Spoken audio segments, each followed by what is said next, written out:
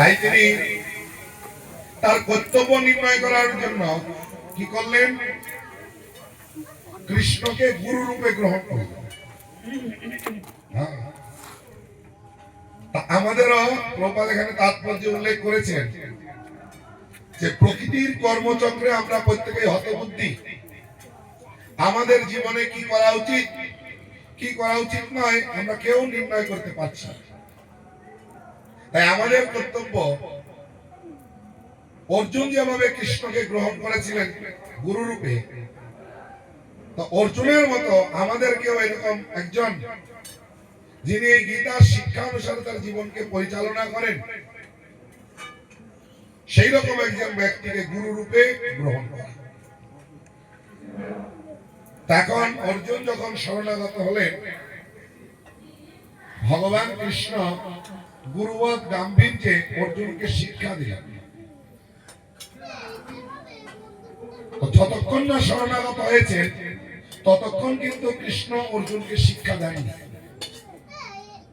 অর্জুন অনেক কথা বলেছেন, কিন্তু কৃষ্ণ কোনো উত্তর দেয়। কখন অর্জুন কৃষ্ণকে শিক্ষা দিতে শুরু করলেন? যখন শরণাগত হলেন। তাই সদ্গুরু শরণাগত না হলে গুরুদেবের কাছে এই দিব্য জ্ঞান লাভ করা যায় না। তাই অর্জুন প্রথমে, কৃষ্ণ প্রথমে অর্জুনকে বকা দিলেন, শাসন করলেন। শিষ্যকতার অর্থ কি? যিনি গুরুদেবের শাসন বাক্য পালন করতে পারেন তিনি হচ্ছেন শিষ্য। শাসন ধাতু থেকে এসেছে শিষ্য। শাসন করলেন। কার্পণ্য মানে অশস্যানাং অনুবশস্য প্রাজ্ঞবাদংস ভাষসে গতাসন অগতাসংস নো অনুশোচন্তি পণ্ডিতা। হে অর্জুন, তুমি পণ্ডিতের মতো কথা বলছো, যে বিষয়ে শোক করা উচিত না সেই বিষয়ে শোক করছো। অর্জুন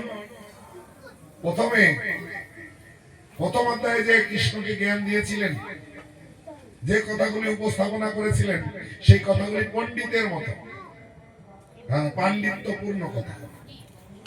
কিন্তু পণ্ডিত কোন বিষয়ে শোক করেন না?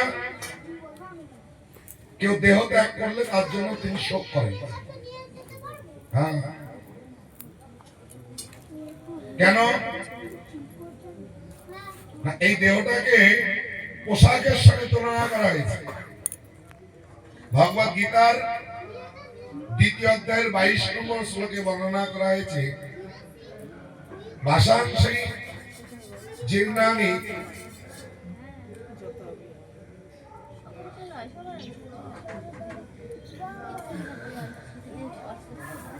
ভাষাংসি জীর্ণানি যথা বিহায়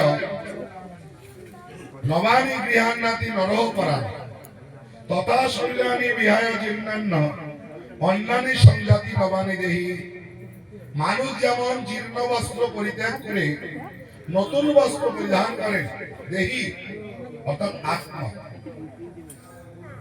এই শরীর যখন জীর্ণ হয়ে যায় পরিত্যাগ করে নতুন শরীর ধারণ করে।